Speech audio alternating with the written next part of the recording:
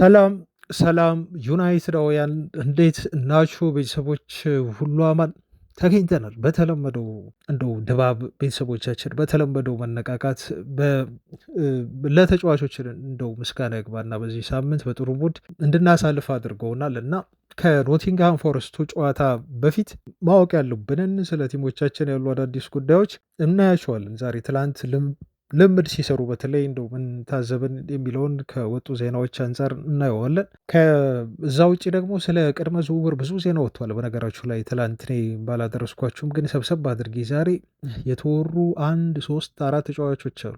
አዳዲስ ናቸው። እንደውም አንዳንዶቹን ዩናይትድ ሊያስፈርም ሁሉ በጥልቀት ድርድር እያደረገባቸው እንደሆነ ተገልጿል። እነዚህ ተጫዋቾች ማን ናቸው? ምን ቦታ ላይ ነው የሚጫወቱት? እድሜያቸውስ እንዴት ነው? ያላቸው ፕሮፋይል ታለንትስ ምንድን ነው የሚለውን የተጨበጡትን ብቻ የመረጠን ነው ለእናንተ የምናደርሰው ቤተሰቦች ታውቃላችሁ። ስለዚህ የተጨባጭ የሆኑትን ብቻ እነግራችኋለን። ፋሚሊዎች ከዩናይትድ ጋር በተያያዘ የፕሪሚየር ሊጉ የሳምንቱ ምርጥ በሚል የተመረጠ ተጫዋች አለ፣ ብሪያን ምቡሞ። ይሄን ነገርም ማንሳታችን አይቀርም። ከቲሙ ጋር አያይዘን ሰሞኑን ደግሞ የቲሙን መሻሻል ተከትሎ ማየት ያሉብንን እንደው ማመስገን ያለብንን ስለ ቲማችን ማወቅ ያለብንን ስታት ጠንካራ ጎኖችን ዩናይትድ ያለውን ደግሞ እንዳስሳለን። ስለ ቲማችን እንደተለመደው እናወራለን። ያው የዩናይትድ ቻናል ነው። ስለ ዩናይትድ ብቻ ነው የምናወራው። ስለ ዩናይትድ የሚቀረን ነገር የለም። እናንተም ሀሳብ አስተያየቶቻችሁን በኮሜንት ላይ ስጡ። ቤተሰቦች ግን ስትሰጡ በጣም ጥንቃቄ አድርጉ። የሰውን ስሜት በተለይ ተጫዋቾችን የሚነካ ባይሆኑ። ትላንት አንዳንድ ኮሜንት ስለተመለከትኩ ነው እና አስተያየቶቻችሁ ቁጥብ ይሁን። በጣም በጨዋ ደንብ መቃወም እኔንም ሆነ ሌሎች ሰዎችን አስተያየት እንደዚሁ መከራከር ማለት ነው ይቻላል። ኦፕን ነው፣ ግን በጨዋ ደንብ መሆን መቻል አለበት እና ትላንት ትንሽ ኮሜንቱ ተረብሾ ነበር። ዝም ብለን አይተናቸዋል። እንደዛ ታድርጉ። በጨዋ መልክ እንደዚሁ ተወያዩበት። ሀሳባችሁን እንዲሁ ተለዋወጡ፣ አንሸራሽሩ እንጂ ሌላ ነገር ውስጥ አትግቡ ለማለት ነው ቤተሰቦቻችን። እንዲሁም ጥያቄ ካላችሁ ሁሉ አንሱ። ምን አይነት ርዕስ ብንሰራላችሁ ደስ ይላችኋል? ምን አይነት ዜና እንዲሁ ትፈልጋላችሁ? እኛ በተደጋጋሚ ከምናደርሳችሁ ዜና ውጭ እንደው ከዩናይትድ ጋር ብቻ የተያዘ ይሄን ነገር መንግስት ብትነግረን የምትሉትም ነገር ካለ በኮሜንት ላይ አስፍሩ። ተመልክቼ እኔ መረጃ ደርሳለሁ እና እናንተ እያያችሁ ደግሞ እንዲሆን እንዲሰራላችሁ የምትፈልጉት መረጃ ከሆነ ላይክ ሌሎቻችሁ በማድረግ ብዙ ላይክ ያገኘውን ጥያቄ ደግሞ እኔ ምላሽ ይዤበት እመጣለሁ። ያው መረጃ እንለዋወጥበታለን ለማለት ነው። እዚህ መልኩ እንቀጥል። አብራችሁኝ ሁኑ። መልካም ቆይታ። ብሪያን ምቡሞ የፕሪሚየር ሊጉ የሳምንቱ ምርጥ ተጫዋች በሚል ትላንት መመረጡ ይፋ ሆኗል። ዩናይትድ እንግዲህ ባክ ቱ ባክ ነው ተጫዋቾቹን እንደዚሁ የፕሪሚየር ሊጉ ምርጥ በማስባል ማስመረጥ ሲችል ማለት ነው። ባለፈው ሳምንት አንፊልድ ላይ በጣም ወሳኝ የሆነች የማሸነፊያ ጎል በጭንቅላት ገጭቶ ያስቆጠረው ሃሪ ማጉዌር የፕሪሚየር ሊጉ የሳምንቱ ምርጥ ተጫዋች ተብሎ መመረጡ ይታወሳል። አሁን ደግሞ ብሪያን ምቡሞ በኦልድ ትራፎርድ ዩናይትድ ብራይተንን ባሸነፈበት ጨዋታ ያስቆጠራቸውን ሁለት እጅግ ወሳኝ የሆኑ ጎሎች ተከትሎና በጣም ጥሩ መንቀሳቀሱን ተከትሎ ነው እንግዲህ ሳምንቱ የፕሪሚየር ሊጉ ምርጥ ተጫዋች ተብሎ የተመረጠው። ስለዚህ ዩናይትድ ባክ ቱ ባክ ሁለት ተጫዋቾች የሳምንቱ ምርጥ ተብለው ተመርጠውለታል ማለት ነው። አይ ቲንክ በእድሜ በጣም ረዥም ይመስለኛል እንደዚህ ከዩናይትድ ሁለት ተከታታይ ሳምንታት የሳምንቱ የፕሪሚየር ሊጉ ምርጥ ተጫዋቾች ተብለው ሲመረጡ ከአንድ ክለብ ማለት ነው። ይህን ማየታችን በራሱ እንግዲህ በዩናይትድ በጣም የሚያስደስት ነው። ቤተሰቦቻችን ካለፉት ጥቂት ሳምንታት በአንጻር ካሳለፍናቸው በጣም ከፍተኛ ችግሮች ክለቡ ገብቶበት ከነበረው ኬዎስ እና አለመረጋጋት ተላቆ በዚህ መልኩ የሳምንቱ ምርጥ ቲም ውስጥ መካተት ወይም የሳምንቱ ምርጥ ተጫዋች ተብሎ መመረጥ ከዩናይትድ ስንጠበቀው የነበር ልናየው ልንሰማው የምንጓጓለት ምርጫ ነው እና በጣም ደስ ይላል። ብሪያን ምቡሞ የሚገባው ተጫዋች ነው። የዩናይትድ የወሩ ምርጥ ተጫዋቾችም እንደዚሁ እጩ ይፋ ተደርገዋል። ከነኚህ ተጫዋቾች ውስጥ የተጠቀሱት ሴን ላሜንስ አንደኛው ነው። ማቲያስ ዴሊክት አለ፣ እንዲሁም ማቲያስ ኩኛ። ብሪያን ምቡሞ የማንቸስተር ዩናይትድ የክለቡ የኦክቶበር ወር ምርጥ ለመባል እጩ ሆኖ የቀረቡ ተጫዋቾች ናቸው። እንግዲህ ከአራቱ አንዱ የሚሸለሙ ይሆናል። የእናንተ የወሩ ምርጥ ተጫዋች ማን ነው? ቤተሰቦች እስቲ ለእናንተ እንዲሁ ምርጫውን ልስጥና ሴን ላሜንስ ወይ ማቲያስ ዴሊክት ወይ ደግሞ ኩኛ አሊያም ደግሞ ብሪያን ምቡሞ። እንግዲህ በዚህ ኦክቶበር ወር ላይ ባደረግናቸው ጨዋታዎች ዩናይትድ ምርጥ ነው ብላችሁ የምታስቡትን ተጫዋች በኮሜንት እንዲሁ አስፍሩልን። እስከ ምክንያታችሁ ከቻላችሁ አሪፍ ይሆናል። ብሪያን ምቦሞ ለእኔ በግሌ ምረጥ ካላችሁኝ ማለት ነው ተጽዕኖ ላሳደርባችሁ አልፈልግም፣ ግን ብሪያን ምቦሞ ለእኔ የማንቸስተር ዩናይትድ የወሩ ምርጥ መባል ያለበት ተጫዋች ነው። በብራይተን ጨዋታ ዕለት ብቻ አይደለም ተጫዋቹ በሊቨርፑልም ጨዋታ እጅግ ወሳኝ እና እንደው ቲሙን ማነሳሳት የቻለች ምርጥ ጎል ማስቆጠሩ ጨዋታው በተጀመረ በደቂቃ ውስጥ እንዲሁ ይታወቃል። ኢቨን አንድ ደቂቃ አልሆነው ይሄ ወደ 60 ምናምን ሰከንድ ውስጥ ነው እንግዲህ ተጫዋቹ ያስቆጠሩ። ኦልሞስት ያው አንድ ደቂቃ በሉት እና የብሪያን ምቦሞ ዩናይትድ ቤት መጥቶ ያመጣው ተጽዕኖ ታታሪነቱ ይሄ ወርኪንግ ማሽን ነው ብሎታል ሩበን አሞሪም እና ያን በደንብ አድርጎ እያሳየን ያለ ተጫዋች በመሆኑ ነው እኔ የወሩ ምርጫ ብዬ የሚመርጠው። ግን እስታቶችም ይደግፋሉ። እውነት ለመናገር በኦፖዚሽን ቦክስ ውስጥ ብዙ ኳሶችን ተች በማድረግ ብሪያን ምቦሞ ከዩናይትድ ተጫዋቾች አንደኛ ነው። ብዙ ፓሶችን እንደዚሁ ቦክስ ውስጥ ይዞ በመግባት ወይ በመጣል ተጫዋቹ አንደኛ ሆኖ ተቀምጧል። ብዙ ሹቶችን ያደረገ ነው ከዩናይትድ ተጫዋቾች፣ እንዲሁም ብዙ ሾቶችን ኦን ታርጌትም ኦፍ ታርጌትም እንዲሁ ያደረገ ነው ማለት ነው። አብዛኞቹ የዩናይትድ ጎል ኮንትሪቢሽኖች የመጡት በሱ በኩል ነው። አብዛኞቹ የዩናይትድ ጎሎችም የተቆጠሩት በሱ በኩል ነው ማለት ነው። እንግዲህ በፕሪሚየር ሊጉ 4 ጎል አስቆጥሯል። ከፕሪሚየር ሊጉ ውጭ 1 ጎል አለው። ስለዚህ አጠቃላይ ለዩናይትድ 5 ጎል እና ሌሎች ተጨማሪ አሲስቶችን በመያዝ ብሪያን ምቦሞ ዩናይትድ የወሩ ምርጥ ለመባል እጩ ሆኖ የቀረበ ተጫዋች ሆኗል። የሴን ላሜንስን ጉዳይ እንደው እዚህ ጋር ካነሳ ነው አይቀር በዚሁ ጠቀስ አድርጌው ልለፍ። ሰሞኑን በጣም አሞግሰነዋል፣ አውርተንበታል። ሴን ላሜንስ ዩናይትድ ቤት የፈጠረው ለውጥ፣ የፈጠረው መረጋጋት፣ የፈጠረው በራስ መተማመን፣ ተከላካዮች እንዲተማመኑበት ያደረገበት መንገድ፣ ቡድኑን የቀየረበት መንገድ በጣም የሚያስገርም እና ይሄም ተጫዋች እንዲሁ ትኩረት ሊገባው የሚችል ተጫዋች ነው ማለት ነው። እንግዲህ የወሩ ተጫዋች ተብሎ የሚመረጥ ቅር የሚለው ሰው ያለ አይመስለኝም። ብዙ ፐርፎርመሮች አሉ በዩናይትድ ቤት ባለፉት ጥቂት ሳምንታት ባደረገ ናቸው ጨዋታው እና የምርጫው በጣም አስቸጋሪ የሚሆን ይመስለኛል። አሁን እዚህ ምርጫ ላይ ያተኩረን እንደው በጣም ስትረስ ስተን ልናወራበት ሳይሆን ማንን መምረጥ እንዳለብን ራሱ ልንቸገር እንችላለን። ኩኔሃ ጥሩ ነው ባለፉት 2 ጨዋታዎች ላይ። ብሪያን ምቦሞ ደግሞ የዩናይትድ እስካሁን ምርጡ ፈራሚ መሆኑን እያሳየ ነው የሚገኘው። ላሜንስ ደግሞ ዩናይትድን ቶታል የቀየረም ተጫዋች ነው ማለት ነው። ከዛ ውጭ ደግሞ ማቲያስ ዴሊክትን አትርሱት። ከዚህ በፊት ብያለሁ ተከላካይ ሆነ እንጂ ይሄ ልጅ እንደው ብዙ ጊዜ በእንደዚህ አይነት ምርጫዎች ትኩረት የሚሰጣቸው የአጥቂ ባህሪ ያላቸው ተጫዋቾች ናቸው። ወይ ከክንፍ ተነስተው ጎል የሚያስቆጥሩ ወይ እንደው ብዙ ጊዜ አማካይ ስፍራ ተጫዋቾች ወይ ደግሞ አጥቂዎች እንጂ ተከላካዮች ብዙ ጊዜ እንደዚህ አይነት ምርጫ ውስጥ አይገቡም። ግን ማቲያስ ዴሊክት እንደው አሲስት የሚያደርገው ነገር የለም፣ የሚያስቆጥረው ነገር የለም። ግን የዩናይትድ ጎል ብዬ የሚጠራው የዩናይትድ ግድግዳ ሆኖ ያገለገለ ራሱን በዚህ ሲዝን በደንብ አድርጎ የቀየረ ተጫዋች ነው እና የብቃቱ በጣም ጫፍ ላይ ያለ ተጫዋች ይመስለኛል። ከዚህ በፊት ተናግሬዋለሁ። ባየር ሙኒኮች ለዩናይትድ ሲሸጥ ልጁ ጉዳት ነበረበት። እስከ ጉዳቱ ነው ዩናይትድ ያስፈረመው። በነገራቸው ላይ ኦፍኮርስ ምርመራ አድርጓል። ግን ይሄ ጉዳት እየተደጋገመ ሲያስቸግራቸው ሙኒኮች ከዚህ በኋላ ማቲያስ ዴሊክት የቅርቦ ፊትነሱን አያገኝም በሚል ነው ለዩናይትድ የሸጡት በጣም በርካሽ በሆነ ዋጋ ማለት ነው። ተጫዋቹ ግን ዩናይትድ ከመጣ በኋላ በመጀመሪያዎቹ ሲዝን ላይ ተቸግሮ ነበር። ተመልክታችኋል። አልተረጋጋም ነበር። እሱ ምክንያቱም ተናግሮ ነበር። አዲስ አትሞስፌር ነው፣ አዲስ ሊግ ነው፣ የዝውውር ጣጣዎች አልለቀቁኝም በየክለቡ ሲሄድ ብሏል። ፕላስ ደግሞ የብሔራዊ ቡድኑ ውድድሮች ነበሩ።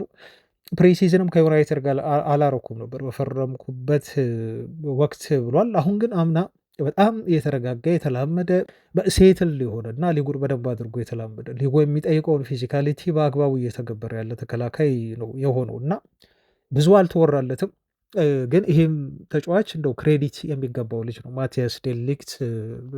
ዩናይትድ ብዙ ጎል ኮንሲድ ቢያደርግም ግን በግሉ የሚያደርገው እንቅስቃሴ በጣም ምርጥ የሆነ እንቅስቃሴ ነው ማለት ነው እና እነኚህ ተጫዋቾች እጩ ሆኗል። ኩኛም እንደምታውቁት ያው ኩኛ እያደረገ ያለውን ሰሞኑን በተለይ ባለፉት 2 ጨዋታዎች ላይ ተመልክታችኋል ማለት ነው እና ኢግኖር የምታደርጉት ተጫዋች አይደለም እና ብቻ ዩናይትድ የሚሻሻለው እንደዚህ አይነት እንደው ለምርጫ ብንቸገር ይሻላል። ቲሙ ተሻሽሎ በእንደዚህ አይነት የወሩ ምርጥ ምርጫዎች ላይ ብንቸገር ለመምረጥ እስኪያቅተን ድረስ ተጫዋቾችን ማማረጥ የምንችል አይነት ደጋፊዎች እንዲሁ ያደርገን ነው የምንለው። አሁን ያ እየሆነልን ያለ ይመስለኛል። ምክንያቱም የግል ብቃት እየጨመረ ሲሄድ የቡድኑ ብቃትና የቡድኑ ውጤታማነት በዛው ልክ ስለሚጨምር ነው። ጥሩ ፐርፎርም ማድረግ የሚችሉ ተጫዋቾችን እያየን ያለ ነው። ብሩኖ ፈርናንዴዝ እኮ የለም እዚህ ምርጫ ውስጥ አይገርምም? በየአመቱ ከዚህ በፊት ብሩኖ ፈርናንዴዝ አይጠፋም ነበር፣ ግን ዘንድሮ የለም አያችሁ። ስለዚህ ኃላፊነት ሼር ተደረገ ማለት ነው። አሁን ጫናዎች ከብሩኖ ፈርናንዴዝ ምን ሆነዋል? ቀንሰዋል። ብሩኖ ፈርናንዴዝ እንደው ዘንድሮ በጣም ለዩናይትድ እጅግ በጣም ቁልፍና ወሳኝ ተጫዋች ብለን የምንጠራው ተጫዋች አይደለም። እንዳለፉት ዓመታት ነው የምላችሁ ቤተሰቦች፣ ያለፉት ዓመታት ላይ ዩናይትድ ሲጎላይ ነበር። በጣም ሲታይ የነበረው በብሩኖ ፈርናንዴዝ በኩል ነው። ብሩኖ ፈርናንዴዝ ቲሙን አውት ፐርፎርም ያደርጋል። ከቲሙ ካሉ ተጫዋቾች በሙሉ እንግዲህ የሚወደሰው ዩናይትድ ሲያሸንፍ ወይ ዩናይትድ ተሸንፎም ቢሆን ብሩኖ ፈርናንዴዝ ነው። በፊት ዩናይትድ ማለት ብሩኖ ፈርናንዴዝ ኤፍሲ ማለት ነው። ብሩኖ ፈርናንዴዝ ኤፍሲ ተሸክሞ ዩናይትድን የሚወጣው። አሁን ግን ያ ነገር ቀርቷል። አሲስት ከየአቅጣጫው ይመጣል። የተለያዩ ተጫዋቾች ናቸው በዩናይትድ ሊስት ውስጥ አሁን አሲስት ያደርጉ ተጫዋቾችን ብታዩ በጣም ብዙ ናቸው። ፕላስ ደግሞ ጎል የሚያስቆጥሩም ተጫዋቾች እንደዚሁ ተበራክተዋል። ከየትኛውም አቅጣጫ ዩናይትድ ጎል ያስቆጥራል። ከግራው፣ ከቀኝ እንዲሁም ከፊት አንዳንዴ ካስፈለገ ከመሀልም እንዲሁ ጎል ይቆጠራል ማለት ነው እና አሁን ግን በተቃራኒ ሆኖ የቲም ፐርፎርማንስ ቅድሚያ አውትሻይን እያደረገ ነው ማለት ነው፣ ከግል ፐርፎርማንስ ይልቅ ማለት ነው። እና ይህን ትኩረት አድርጌ እንዳወራ ያደረገ የብሩኖ ጉዳይ ነው ማለት ነው። ስለዚህ ብሩኖ ፈርናንዴዝ ዘንድሮም ጥሩ ነው፣ ኦፍኮርስ ጥሩ ነገር እያደረገ ነው ያለው። በተለይ ባለፉት ጥቂት ጨዋታዎች ላይ ተሻሽሉ። መጀመሪያ ሲዝኑ እንደጀመረና ሊጎች እንደተደረጉ የሆነ ያልተመቸው ነገር ነበር። አሁን ግን ከቲሙም አጠቃላይ መሻሻል ጋር የተያያዘ ይመስለኛል። ጥሩ መነቃቃትም ላይ ስላሉ ይሆናል። ብቻ ብሩኖ ፈርናንዴዝ የተሻለ ፐርፎርም እያደረገ ነው። የተሻለ ወደ ቀድሞ ብሩኖ ፈርናንዴዝ አሁን እየመጣ ነው። የቀረችው አሲስት ማድረግ ብቻ ነው ማለት ነው። ይህን ታውቃላችሁ። ብሩኖ ፈርናንዴዝ እንደው ምንም አሲስት ሳያደርግ ነው ከብራይተን ጋር ተጫውተን 4 ጎሎችን ብራይተን ላይ ያስቆጠር ነው ማለት ነው። እንደው ምንም አሲስት ሳያደርግ ያቺ ፌክ አሲስቷን እንተዋትና እሷን እንደ አሲስት ልትቆጠር አትችልም። የጨዋታ አካል ስለሆነች ኳሷን ስላልነካት ማለት ነው። እና ይሄ የሚያሳየው ዩናይትድ አሁን ብሩኖ ፈርናንዴዝ ላይ ዲፔንድ ቢሆን ቲም አይደለም። ጥሩ ዜና ነው፣ በጣም ጥሩ ዜና ነው። አንድ ተጫዋች ላይ አለመተማመን የአንድን ቲም መቀየርና የአንድን ቲም ውጤታማነት ይበልጥ ያደገ መሆኑን የተሻሻለ መሆኑን የሚያሳይ መሆኑን ተከትሎ ማለት ነው። ላሜንስ እንደው በጣም አጭር ነገር ልናገር፣ ለዩናይትድ ቋሚ ተሰላፊ ሆኖ መጫወት ከጀመረበት ጊዜ ጀምሮ በፕሪሚየር ሊጉ በ90 ደቂቃ ውስጥ ብዙ ሎንግ ፓስ ያደረገ ተጫዋች ነው። የመጀመሪያው ነው በነገራቸው ላይ ማለት ነው። አንደኛ ደረጃ ላይ ተቀምጧል። ብዙ ሎንግ ፓስ በማድረግ ፕሮግሬሲቭ ፓስ በማድረግ ከሊጉ አንደኛ ነው። ዲፌንሲቭ ዱዌል ወን በማድረግ አንደኛ ነው። እንዲሁም ጎል ፕሪቬንት በማድረግ በሊጉ ሁለተኛ ደረጃ ላይ የተቀመጠ ግብ ጠባቂ ነው። ፓስ ቱ ፋይናል ሰርድ ሁለተኛ ደረጃ ላይ ተቀምጧል። ሴቭ በማድረግ ሶስተኛ ደረጃ ላይ ተቀምጧል። እንዲሁም ሴቭ ፐርሰንቴጁ የተጫዋቹ በሊጉ ካሉ ግብ ጠባቂዎች አራተኛ ደረጃ ላይ እንዲቀመጥ ያደረገው ነው ማለት ነው። ይሄ በጣም ያስገርማል። በጣም ነው የሚያስገርመው። እንደው ቤልጂየም ከሚያክል በአውሮፓ በጣም ጠንካራ ካልሆኑ ሊጎች መጥቶ አንትዋርፕ ከሚባል ክለብ ያውም በዓለም ገናና ከሆነው እና በጣም ኮምፒቲቲቭ በሆነው ሊግ ውስጥ እነኝን ሁሉ የአንደኝነት፣ የሁለተኝነት፣ የሶስተኝነት፣ የአራተኝነት ትንሹ አራተኝነት ነው፣ አብዛኛው አንደኛ ነው ያስቀምጠው በስታት ማለት ነው። እና ይሄ ሚራክል ነው እውነት ለመናገር ቤተሰቦች፣ በጣም ሚራክል ነው። እና ያው ያዝልቅለት ነው የምንለው። ልምድ ሲያገኝ ደግሞ ከዚህ በላይ ዩናይትድ እንደሚያገለግል ተስፋ እናደርጋለን። በነገራችሁ ላይ ዛሬ የዩናይትድ ሌጀንድ ዩናይትድን በቅርብ መከታተል ወይ እንዲሁ መደገፍ የጀመራችሁ ቤተሰቦቻችን ሌጀንዶቻችንን ማወቅ አግባብ ነው። የዩናይትድ ሌጀንድ ግብ ጠባቂ ኤድዋርድ ቫንደርሳር ዛሬ 55ኛ ዓመት የልደት በዓሉን እያከበረ ይገኛል። በ2005 ላይ ነበረ ሰር አሌክስ ፈርጉሰን በወቅቱ ፒተር ሽማይክልን ለመተካት በ2 ሚሊዮን ፓውንድ ብቻ ይህን ግብ ጠባቂ ከፉልሃም ያስፈርሙት። ቫንደርሳር ለዩናይትድ ከፈረመ በኋላ ነገሮች በሙሉ ታሪክ ሆኗል። ከዩናይትድ ጋር በርካታ ዋንጫዎችን አንስቷል፣ እስከ አውሮፓ ሻምፒዮንስ ሊግ ሁሉ ሳይቀር ማለት ነው። ግን የፈረመው በወቅቱ በ2 ሚሊዮን ፓውንድ ነው። ከፉልሃም ሲፈርም ደግሞ እድሜው በሰላሳዎቹ የሚቆጠር ነበር። በጣም የሚያስገርማችሁ እንግዲህ እግር ኳስ ተጫዋቾች ይሄ ግብ ጠባቂ ተጫዋቾች 30ኛ እድሜያቸው ላይ ሆኖ ራሱ ለቀጣዮቹ ዓመታት እስከ 37 እስከ 38 አንዳንዴ እስከ 40 የብቃታቸው ጫፍ የሚደርሱበት እድሜ እንደሆነ ቫንደርሳር ትልቅ ማሳያ ነው ማለት ነው። በዛ እድሜው መጥቶ ግን በተከታታይ ባሉት ዓመታቶች ከዩናይትድ ጋር በምርጥ ፐርፎርማንስ ዩናይትድን ለተለያዩ ድሎች ለፕሪሚየር ሊጉም ለአውሮፓ ሻምፒዮንስ ሊግ ማብቃት የቻለ ግብ ጠባቂ ዛሬ 55ኛ ዓመት የልደት በዓሉን እያከበረ ይገኛል። እንቀጥል ቤተሰቦች፣ መረጃዎቻችን አሁንም ይቀጥላሉ። ቪዲዮን ላይክ እያደረጋችሁ መከታተላችሁን እናንተም ቀጥሉ ፋሚሊዎች።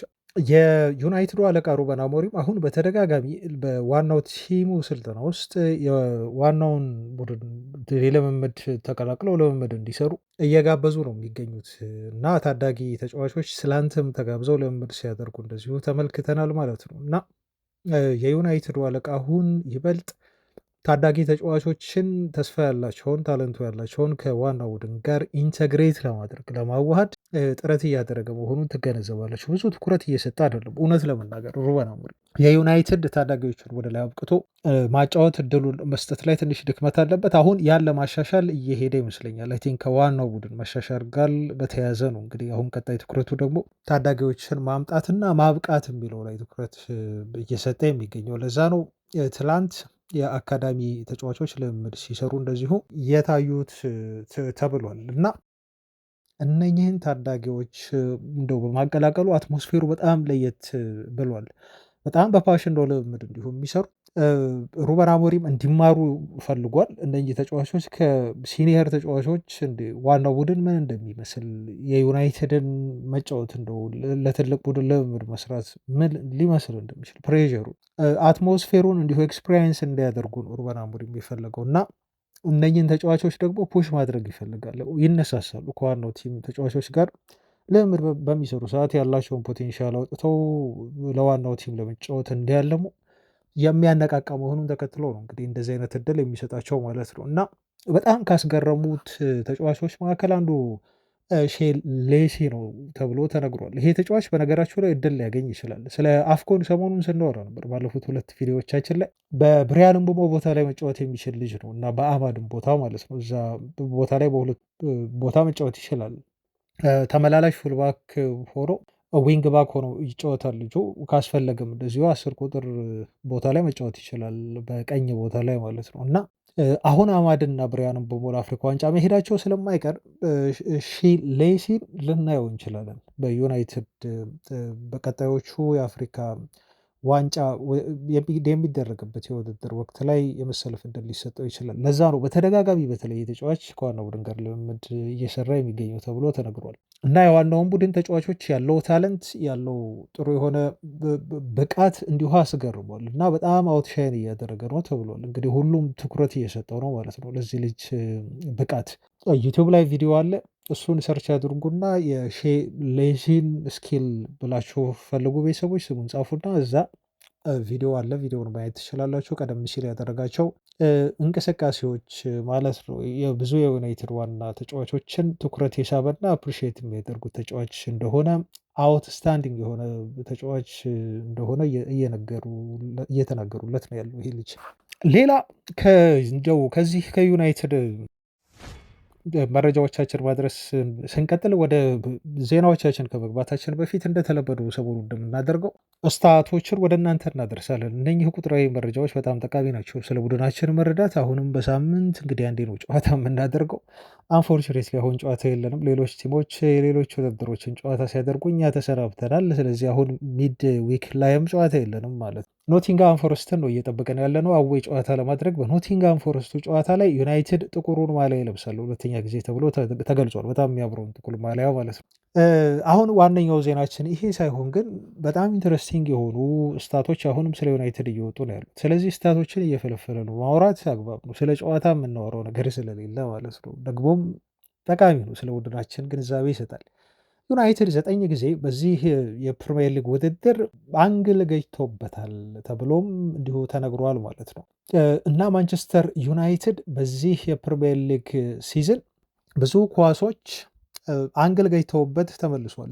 7 ጊዜ ነው 7 ጊዜ አንግል ገጭተውበት እንዲሁ ዩናይትድ ተመልሷል ተብሎ ተነግሯል ማለት ነው። እና እንደው ከሊቨርፑል ጋር ስንጫወት ሊቨርፑሎች ተመልክታቸዋል 2 ነው አይ ቲንክ ኳስ አንግል የገጨባቸው። ዩናይትድ ግን 7 ጊዜ በእንደዚህ አይነት ሞመንቶች በተለይ ትዝ ይለኛል ፉልሃም ጋር ስንጫወት ማቲያስ ኩኛ አንግል የገጨበትን ኳስ አድርሰው በጣም ግሩም ኳስ ነበር ቢያስቆጥረው በጣም ሊያምር የሚችል ማለት ነው። እና በፕሪሚየር ሊጉ አንደኛ ነው ብዙ ኳስ አንግል የገጨበት ቲም በሚል ማለት ነው። እና እነኚህ ኳሶች አሁን ቢቀየሩ ኖሮ አስቡት ቢቀየሩ ኖሮ ወደ ጎልነት ቢቀየሩ ኖሮ ዩናይትድ ምን ያህል የተሻለ ነጥቦችን መሰብሰብ ይችል እንደነበረ ትረዳላችሁ። ፕላስ ከአውሮፓ ራሱ ተፎካካሪ የሚያደርጉት ስታቶች አሉ። አሁን ካልሰማችኋቸው መካከል አንዱ ልንገራችሁ። ከአውሮፓ ቶፕ 5 ከሆኑ ሊጎች ውስጥ ብዙ ሹት ኦን ታርጌት የሞከረ ክለብ ማንቸስተር ዩናይትድ ነው። ከእንግሊዝ አንደኛ፣ ከአውሮፓ ደግሞ አራተኛ ተቀምጧል። ባርሴሎና 78 ሹት ኦን ታርጌት፣ ባየር ሙኒክ 69። እነኚህ ክለቦች ጎል የሚያዘንቡ ቲሞች ናቸው። ፕላስ ደግሞ ዩናይትድ እዚህ ጋር ስንተኛ ተቀምጧል? ዩናይትድ የተቀመጠው በዚህ ስታትስ 45 ጊዜ ነው። 45 ጊዜ ኦን ታርጌት ሹት አድርጓል። ከሌሎች ቲሞች አንጻር ስታዩት ያነሰ ይመስላል። ከእንግሊዝ ግን በጣም ብዙ ነው ማለት ነው። ፔዤ 54 ላይ ነው የተቀመጠው ማለት ነው። እነኚህ ከላይ የተቀመጡ ቲሞች ታዲያ ኤሊት ናቸው። እውነት ለመናገር ባርሴሎናም እንደ ቲም እንደው አሁን ተጫዋቾች ተጎዱበትና ትንሽ ተቀዛቀዘ እንጂ ባርሴሎና ምርጥ ቲም ነው፣ በተለይ ሲያጠቃ ማለት ነው። ኳስ ዶሚኔት አድርጎ ሲጫወት ባየር ሙኒክ ነው ታውቃላችሁ፣ ጎል የሚያዘንብ ነው። የጨዋታዎቹ 3 ጎል የሚያስቆጥር ቲም ነው። ፒኤስጂ ደግሞ ፒኤስጂ ነው ማለት ነው። እና ዩናይትድ ከነዚህ 3 ቲሞች ተከትሎ ነው ማለት ነው 4ተኛ ደረጃ ላይ የተቀመጠው። ኢንተር ሚላን ነው ከዛ 41 ኦን ታርጌት ሹት መሞከር የቻለ ቲም። ይሄም ራሱ ቀላል ስታት አይደለም። ስለ ዩናይትድ ቡድን መሻሻል የሚጠቁማቸው ነገር አለ። በእንግሊዝ ብቻ አይደለም፣ አሁን በአውሮፓ እንደው ጥሩ የአጥቂ መስመር ካላቸው እና በጣም ከሚያስፈሩ የአጥቂ መስመር ተጫዋቾች ባለቤት መካከል አንዱ ዩናይትድ ስለመሆኑ ማረጋገጫ ነው ማለት ነው። ጎል ብቻ ነው በደንብ ማምረት ያንሰው ቲሙ፣ ይበልጥ ጎሎችን ደግሞ ማስቆጠር መቻል አለበት ውጤት ይዞ ለመውጣት እነኚህ የሚያገኛቸውን የጎል ማግባት እድሎች ማለት ነው። እና አንድ እንደውም ትንሽ እንደው ፈገግ ያስባለኝ ንጻሬ መጣ። ታስታውሳላችሁ በሪያል ማድሪድ ቤት የሆነ ወቅት እነ ጋሬዝ ቤል በነበሩበት ሰዓት ቢቢሲ የሚባል ቅጽል ስም ነበር። ቤንዜማ እና ይሄ ማን ነው ቤል እና ክርስቲያኖ ሮናልዶ የሶስቱን ተጫዋቾች የመጀመሪያ ፊደል በመውሰድ ከስማቸው ቢቢሲ የሚል ስያሜ ነበር እና አሁን የፊፋው ፕሬዚዳንት ኢንፋንቲኖ ይሄን ነገር አጸደቁ ለዩናይትድ። ከዚህ በኋላ የዩናይትድ የአጥቂ መስመር ቢቢሲ ተብሎ ይጠራል ብለው የሆነ ፖስተው እንደው ለቀለለ የፖስተቱት ግን እኔ ተመልክቼው ትንሽ ፈገግ ብያለሁ። ቤተሰቦቻችን ያው ጋዜጦች ይሄን ቅጽል ስም እውነት ሊያደርጉት ይችላሉ በዚህ የሚቀጥሉ ከሆነ የዩናይትድ የአጥቂ መስመር እና ቢቢሲ ያሉት ብሪያን ምቡሞ ከሚለው ቢ ወስደው ነው። ቤንጃሚን ሼሽኮም ከሚለው እንዲሁ ቢ ወሰዱ እና ደግሞ ማቲያስ ኩኛ ታውቃላችሁ እሱን ስም ሲወሰዱ እና ቢቢሲ ብለው ስያሜ የሰጡ አሉ። ለቀልድ ነው። ኤኒዌይስ ቤተሰቦች ወደ አጫጭር ዝውውር የቅድመ ዝውውር ዜናዎች እንለፍ። ትላንት በተለይ ብዙ ዜናዎች የሰማንበት ነበር። አዳዲስ የሆኑ ዜናዎች ዩናይትድ ሊያስፈርም ነው ተብሎ እንደውም ድርድር ውስጥ ሁሉ የገቡበት ተጫዋች እንዳለ ተነግሯል። እነኛን ዜናዎች መመልከት ይኖርብናል ዛሬ እና ዩናይትድ ከሚፈልጋቸው ታዳጊ የሆኑ ተጫዋቾች መካከል ስማቸው ትላንት የተጠቀሱ በርከት ያሉ ናቸው። በተለይ 3 ተጫዋቾች ነው ያሉት። እነኛን 3 ተጫዋቾች የሚጫወቱበትን ቦታ ለጠቆማችሁና ላስተዋወቃችሁ እወዳለሁ። ቤተሰቦች አንዱ 2 ጎል አስቆጥሯል። አሁን ድርድር ላይ ናቸው ተብለው የተነገረለት ተጫዋች ማለት ነው። በስዊድን የመጀመሪያ ሊግ ነው የሚጫወተው። 16 ዓመቱ ነው ልጁ እና ይሄ ተጫዋች ስሙ ኬቨን ፊሊንግ ተብሎ ነው የሚጠራው።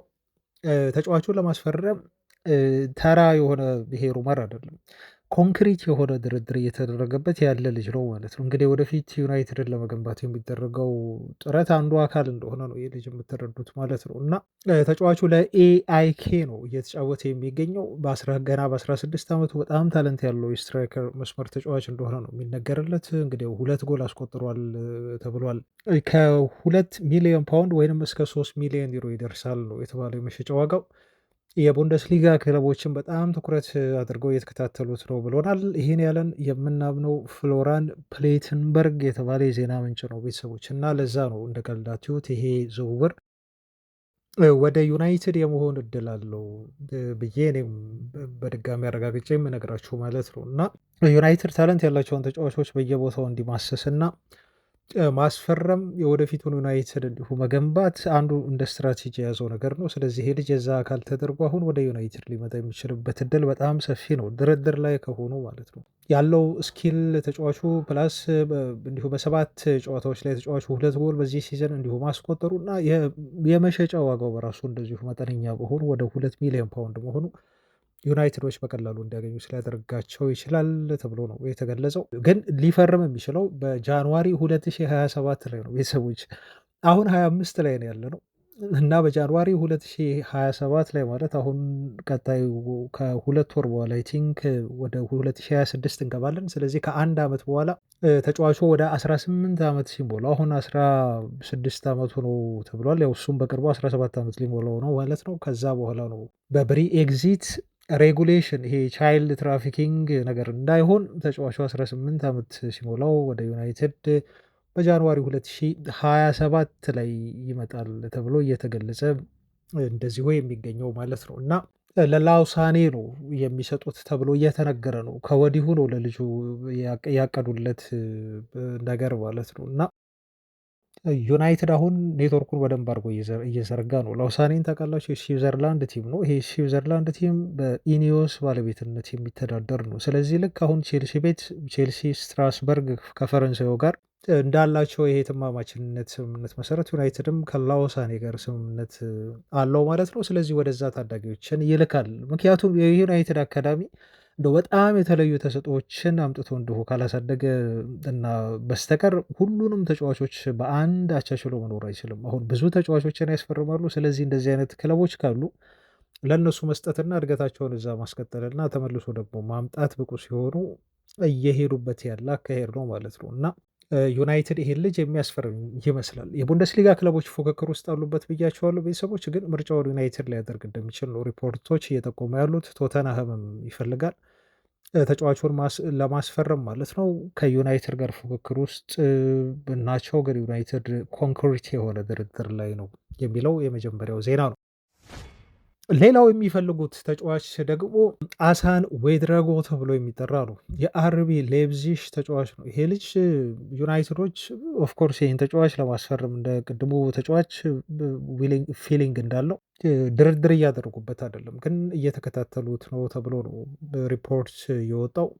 ኢቨን በቦርድ ደረጃ ነው የተወያዩበት የተባለው እና ተጫዋቹን ምን ያህል እየገመገሙት እንደሆነ የሚያሳይ ነው።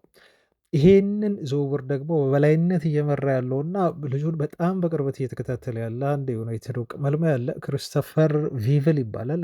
እነ ቺዶ ኦቢን እነ ሂቨንን እንዲሁም እነ ኮኔን ሁሉ ሳይቀር የመለመለና ወደ ማንቸስተር ዩናይትድ እንዲመጡ ያደረገ ነው። ፕላስ ቤንጃሚን ሼሽኮ ለዩናይትድ እንዲፈርም ትልቁን አስተዋጽኦ የተወጣ ነው። ከጊዮኬሬስ ይልቅ ዩናይትድን መርጦ እንዲመጣም ግፊት በማሳደር የሚታወቅ ነው ማለት ነው እና ይህን የ19 ዓመት የአርቢ ሌipzig ተጫዋች ለማስፈረም ዩናይትድ እንዲከታተለው እና ፍላጎቱ ሲሪየስ እንዲሆን በደንብ ከጀርባ ስራ እየሰራ ያለ በተጫዋቹ ከፍተኛ እምነት ያለው ሰው ነው ቪቭል ተብሎ ተገልጿል። እንግዲህ ቪቭል የሚያመጣቸው ተጫዋቾች በሙሉ በጣም የሚወደዱ ናቸው። ኦፍኮርስ ታውቃላችሁ። ይሄን አሰን የ5 ዓመት ኮንትራት ፈርሞ ነው እንግዲህ አርቢ ሌipzigን የተቀላቀለው በ2024 እስከ 2029 የሚያቆይ ኮንትራት አለው። የተጫዋቹ ዋጋ ደግሞ 10 ሚሊዮን ዩሮ ይገመታል ተብሎ ነው የተገለጸው። ተጫዋቹ የሚጠይቀው ደሞዝም ለዩናይትድ አስቸጋሪ ሊሆን አይችልም። ፕሮፋይሉን ስናይ 18 ዓመቱ ነው ልጁ። ከእንደገና ደግሞ አሁን 19 ሞልቶታል። 18 ዓመት በሚለው ያነሳሁት የፕሮፋይሉ የተቀመጠበት እንዲሁ እድሜ ስለሆነ ነው ጽሁፉ ማለት ነው። የሚጫወተው ሴንትራል ሚድፊልድ ቦታ ላይ ነው። ቤተሰቦች 1.91 ሜትር ይረዝማል። የቀድሞ የሻልክ 04 ተጫዋች ነው። ከሻልክ ነው ወደ አርቢ ሌipzig ተዘውሮ እንዲሁ ለሌipzig መጫወት የቻለው። አሁን ፖቴንሻሉ ደግሞ 9.5 ነው የተሰጠው። 9.5 ማለት ነው። ጄጄ ገብርኤል ለምሳሌ ሆነ 10 ከ10 ነው ፖቴንሻሉ። በቃ የሱ ነው ሙሉ ኃላፊነቱ አሁን ያለውን ፖቴንሻል አውጥቶ መጠቀም እንጂ ምንም እንከን የማይወጣለት ስኪል ያለው ልጅ ነው። ይሄም ደግሞ አሁን 9.5 ከ10 ፖቴንሻል በጣም ትልቅ ነው ቤተሰቦች፣ በጣም ትልቅ 8 እንኳን ትልቅ ነው። ያሉት ኳሊቲዎች ፓሲንግ ኳሊቲ ያለው ተብሏል። ቪዥኑ፣ ተጫዋቹ ፊዚካሉ፣ እንዲሁም ጌም ኢንቴሊጀንት ወይም ኢንቴሊጀንስ ያለው ተብሎ ይነገርለታል። እንዲሁም የታክሊንግ ችሎታዎቹ ዩናይትድ እንዲፈልገው ያደረጉት ሁኔታዎቹ ናቸው ተብሏል። አይነተኛ የሆነ የ8 ቁጥር ቦታ አማካይ ስፍራ ተጫዋች ተብሎ ነው የሚገለጸው። ስትሮንግ ነው ቴክኒካሊ ተጫዋቹ ተብሏል። በተለይ በሁለቱም እግሮቹ መጫወት መቻሉ በግራም በቀኝም ተጫዋቹ በመከላከልም ረገድ ጥሩ ሚና መወጣት የሚችል መሆኑን ተከትሎ ነው አይነተኛ የ8 ቁጥር ቦታ ተጫዋች ተብሎ እየተገለጸለት ያለው ማለት ነው። ስለዚህ ዩናይትድ ይሄን ልጅ ይፈልገዋል። ሲሪየስ ነው ፍላጎቱ። ድርድር አልተጀመረም፣ ግን እስከ ቦርድ ድረስ የሄደ እንዲሁም ቪቭል እየመራው ያለ ዝውውር ነው ማለት ነው። ሌላም የሚፈልጉት ተጫዋች ከአርቢ ሳልዝበርግ ነው።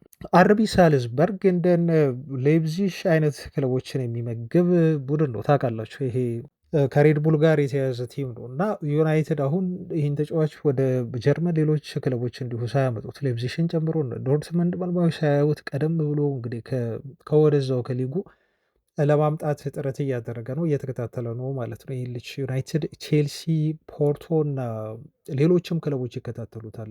ልጁ ኬሪም አላጅ ቤጎቪች ተብሎ ይጠራል። ኬሪም አላጅ ቤጎቪች ይባላል። 18 ዓመቱ ነው ተጫዋቹ እና ዩናይትዶች ይሄን ቦስኒያ እና ሄርዞጎቬና ዜግነት ያለውን ተጫዋች ሊያስፈርሙት ይፈልጋሉ ተብሎ ነው የተነገረው። ሌላኛው የአማካይ ስፍራ ዩናይትድ ኢላማ ነው በነገራቸው ላይ። ይህ 18 ዓመት የአማካይ ስፍራ ተጫዋች እንግዲህ በ2026 ምናልባት የዩናይትድ የአማካይ ክፍል ለውጥ ሪቮሉሽን ፈራሚ ከሚሆኑ ተጫዋቾች መካከል አንዱ ሆኖ ሊመጣ ይችላል ማለት ነው። እንግዲህ ዩናይትድ አሁን ሁለት አይነት እቅድ ነው ያዘው። እዚህ ጋር እናስመርበት ቤተሰቦች። አንድ ሊያመጣ ያሰባቸው አማካዮች ልምድ ያላቸው በፕሪሚየር ሊግ አትሊስት ቢያንስ 2 አማካዮች ከፕሪሚየር ሊጉ በጣም ልምድ ያላቸው አሊያም ደግሞ ከፕሪሚየር ሊጉም እንዲሁ መውጣት ካለበት ደግሞ አይ ቲንክ ፎከስ የሚያደርገው በስፖርቲንግ ሊዝበን አማካይ ስፍራ ሂልመንድ ሊሆን እንደሚችል ነው የተነገረው። እንደውም ከሂልመንድ ጋር ትላንት ተያይዞ አንድ መረጃ ወጥቶ ነበር።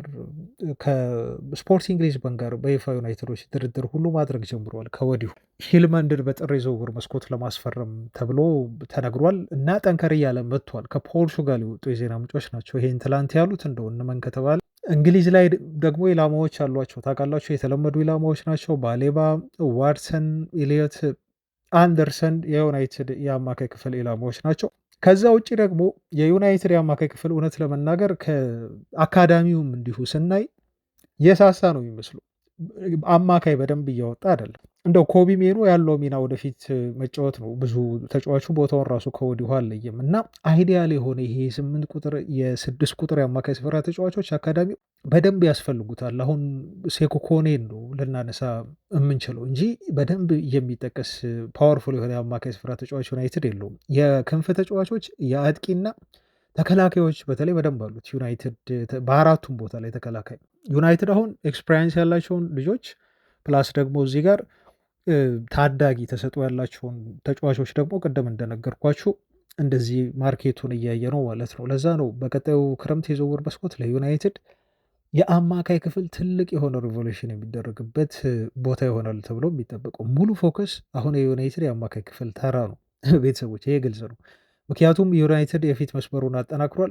ባለፈው ክረምት ብዙ ወጪ አውጥቶ የተከላካይ መስመሩም ኦፍኮርስ ጥገና ይፈልጋል። በተለይ ሃሪ ማጉዌር መልቀቁ አይቀርም፣ ሉክሾውም እንደዛው እና ይሄ የተከላካይ መስመር አብሶ ሴንተር ባኩ ያው ማርቲኔዝ ጉዳት በተደጋጋሚ ስለሚያጠቃው ሄቨን ላይም ጉዳት አለ፣ ሮም ላይ አንዳንዴ ይከሰታል፣ ዲላይትም ላይ አሁን ሊከሰት ይችላል ጉዳት እና ዋነኛ ፎከሱ አማካይ ስፍራ ተጫዋች ማስፈረም፣ ከዛ በኋላ ተከላካዩን ማጠናከር ደግሞ ዩናይትድ መልማዮች ቀጣይ ስራ ይሆናል። በዛም ጉዳይ ላይ እየሰሩ እንደሆነ ነው ሪፖርቶች አሁን ከሚወጡ ዜናዎች እንዲሁ መታዘብ የምንችለው ማለት ነው።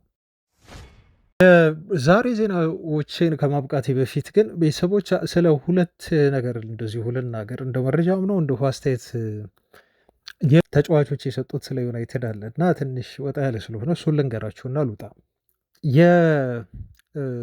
የጊብስ ዋይትን አስተያየት መጀመሪያ ልንገራችሁ።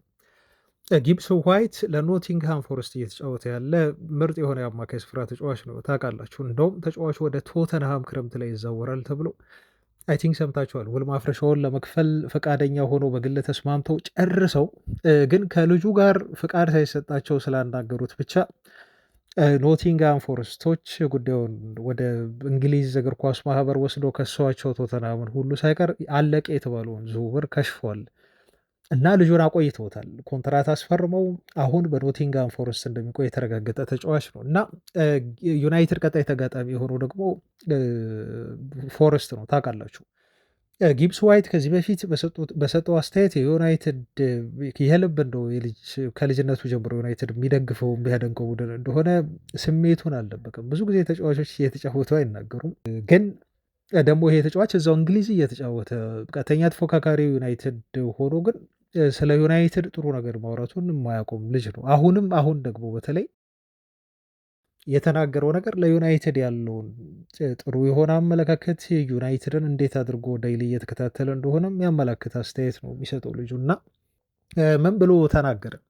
እንደው ዩናይትዶች ታርጌት አላደረጉትም እንጂ ይህም ተጫዋች እኮ በአማካይ ቦታ ላይ ነው የሚጫወተው። በጣም ጥሩ የሆነ አማካይ ስፍራ ተጫዋች ነው እና ዩናይትድ ግን ስሙ ከዚህ ተጫዋች ጋር ሲያያዝ ብዙ ጊዜ ከዝውውር ጋር ተያይዞ ሲነሳ እንዲሁ ሰምቼ ብዙ አላቅም ቤተሰቦች እና እንደዚህ አይነት ፍቅር ካለው እንደው ፓሽን ካለው አንዳንድ ጊዜ ፍቅር ሲበዛ እንደው ያውራል ይባላል እና አፍቃሪ ሞኝ እኮ ነው ይባላል አይደል? በእግር ኳሱ በጣም ከልብ ቡድኑን ስታፈቅሩ ወይም ስትወዱ ማለት ነው ስትደግፉ ስሜታዊ ትሆኑና እንደ ሆይለንድ አይነት ነገር እንደው እንዳይከሰትበት ወደ ዩናይትድ ቢመጣ የሚል ስጋት አለኝ። ተጫዋቾች እንደዛ ሊሆኑ ይችላሉ። በቃ ኦቨር እንዲሳካላቸው ስለሚፈልጉ በጣም ይገር ሆናቸው የሆነ ነገር እንዲሳካ ስትጥሩ ደግሞ አንዳንድ ጊዜ አይሆንም። ትንሽ ምንድነው ባላንስ ይፈልጋል። አሁን ጊብስ ዋይት ወደ ዩናይትድ ቢመጣ ክለቡ እንደው ቢያስፈርመው ምኞቴ ነው፣ ደጋፊ ስለሆነ ብዬ እንዲሁ እንደ ሀሳብ ተናገርኩ እንጂ የዩናይትድ እንቅስቃሴ የለውም፣ የሚወራም ነገር የለም። እሱን ተውትና አሁን ምን አለመሰላችሁ ስለ ቀጣዩ ጨዋታ ነው እንግዲህ እሱ የተጠየቀው እና ስለ ዩናይትድ ተጠይቆ የዩናይትድ የአሁኑ ለውጥ በጣም የሚያስገርም ነው ሲል ነው የተናገረው። በተለይ በባለፉት 4 እና 5 ጨዋታዎቻቸው ተመልከቱ እስቲ ዩናይትድ እንዴት እየተጫወተ እንደሆነ እና እንዴት እንደተሻሻሉ በደንብ መታዘብ ትችላላችሁ ብሏል። አሁን ተጫዋቾቹ ራሳቸውን በደንብ አድርገው አግኝተዋል ነው የሚለው እሱ እና በዲተርሚኔሽን ነው የሚጫወቱት። በጣም ቁርጠኛ ናቸው። ለባጁ ሜዳ ላይ ያላቸውን ሁሉ ለመስጠት አሁን ፈቃደኛ የሆኑ ይመስላሉ እሱ እና ይሄ ደግሞ በጣም የሚያስገርም ነው። ዩናይትድ የጎደለውና ዩናይትድ የናፈቀው ዩናይትድ ብቻ ሳይሆን እንዲሁ ፕሪሚየር ሊጉ ከዩናይትድ የናፈቀው ነገር ይሄ ነው። የትኛውም ቲም ለባጅ መጫወት ለባጅ ሜዳ ላይ መጋደል በጣም አስፈላጊ እንደሆነ ዩናይትድ ትልቅ ማሳያ ተደርጎ አሁን ሊወሰድ ይችላል ብሎ ነው እንግዲህ እሱ የናፈቀውን ዩናይትድ እንግዲህ እንደ ደጋፊም ሆኖ ደግሞ እንደ ኖቲንግሃም ፎረስትም ተጫዋች ሆኖ ነው ማለት ነው እንግዲህ በዚህ መልኩ አስተያየቱን የሰጠው ማለት ነው። እና እሱ ራሱ ደስተኛ የሆነ ይመስላል ዩናይትድ ቤት ባለው ለውጥ ደስተኛ፣ ይሄን ዩናይትድ ነበር ሰው የናፈቀው በሚል ነው አስተያየት የሰጠው። እንግዲህ በቀጣይ እንገጥማቸዋለን። ጊብስ ዋይት ደግሞ በተቃራኒ የሆኑ ዩናይትድን እየደገፈ እየወደደ ግን ለፎረስት ይጫወታል ማለት ነው። ሌላው የዩናይትድ ደጋፊ እንደሆነ በግልጽ የተናገረው የዩናይትድ ደጋፊነቱ ምክንያት ደግሞ ክርስቲያኖ ሮናልዶ እንደሆነ የሚናገረው ሁጎ ኢኪቲኬ እሱም ስለ ዩናይትድ በዚህ መልኩ አስተያየቱን ሰጥቷል። የፕሪሚየር ሊጉ አሁን ለሊቨርፑል ቢጫወትም ያው ቃለም ጥይቅ ሲያደርጉለት የፕሪሚየር ሊጉ ጊዜ ምርጥ ጎል የምትለው የማንን ነው ብለው ጠየቁት። እንግዲህ የሊቨርፑል ተጫዋች ነው። ሊቨርፑል እና ዩናይትድ ያላቸውን ተቀናቃኝነት ደግሞ ታውቃላችሁ። ግን ሁጎ ኢኪቲኬ እንደዚህ አይነት ነገርን አላስብም። ያው ደርቢ ነው፣ ተቀናቃኝ ነው፣ በጣም የሊቨርፑል ደጋፊዎች ቅር ይላቸዋል የሚል ነገር አልመጣበትም። ምክንያቱም ያው ፒውር የሆነ የዩናይትድ ደጋፊ ስለሆነ የዋይኒ ሩኒ ፎርቢች ጎል ብሎ ነው የተናገረው እና የሩኒን የባይስክል ጎል አገላለጹን ሁሉ ደስታውን ሲገልጽ ሮኒ ታውቃላችሁ፣ ጎሉን ካስቆጠረ በኋላ 2 እጁን ዘርግቶ ደረቱን ነፍቶ ነው ደስታውን የገለጸው። ወገቡን መለጠጥ ማለት ነው፣ መለጠጥ ነው አይደል የሚባለው ቤተሰቦች እና አይከኒክ የሆነ ደስታ አገላለጽ ነው እና ሁጎ ኤኪቲኬ ሲያወራ የባይስክሉ የዋይኒ ሩኒ ጎል ብሎ ተናገረ። ይሄ የፕሪሚየር ሊጉ ጊዜ ምርጥ ፋቨራይት የኔ ጎል ነው ሲል ነው የተናገረው። ስለዚህ ጎል ከዚህ በፊት አውርተንበታል። የሩኒን ልደት በዓል ማክበሩን ተከትሎ ሳስታውሳችሁ ማለት ነው። እና የሮኒ ከጋርናቾ ይበልጣል እንዴ ብሎ እንዲሁ ይጠይቀዋል ጋዜጠኛው። አዎ በደንብ ይበልጣል በሚል ሁጎ ኤኪቲኬ ይመልሳል። ምክንያቱም ሮኒ ኦልሬዲ ሌጀንድ ነው የዩናይትድ። ጋርናቾ ግን አሁንም እየተጫወተ ያለ ተጫዋች ነው። ግን ከቀድሞ ተጫዋቾች የዋይኒ ሩኒ ጎል ለእኔ የምንጊዜም ምርጡ ነው ብሎ ምርጫውን በዚህ መልኩ አስቀምጠዋል ማለት ነው የዩናይትድ ደጋፊ የሆነው። ነገር ግን ለሊቨርፑል እየተጫወተ የሚገኘው ሁጎ ኤኪቲኬ። ቤተሰቦች ያሉኝ መረጃዎች ለዛሬ ይህን ይመስላሉ። ይብቁኝ መረጃዎች ነበሩኝ። የሌሎችም እውነት ለመናገር ግን የሚደርሱ ናቸው። ይሄን ያህል አጣዳፊ አይደሉም እንዳይበዛባችሁ በሚል ወደ ነገ ያዘዋወርኳቸው መረጃዎች አሉ። ነገ እማደርሳችሁ ይሆናል። እስካሁን አብራችሁኝ ስለሆናችሁ ስለተከታተላችሁኝ፣ ሁሌም ከጎኔ ስለሆናችሁ ግን በጣም አመሰግናለሁ። ቤተሰቦች ሰላም ሁኑ ባይ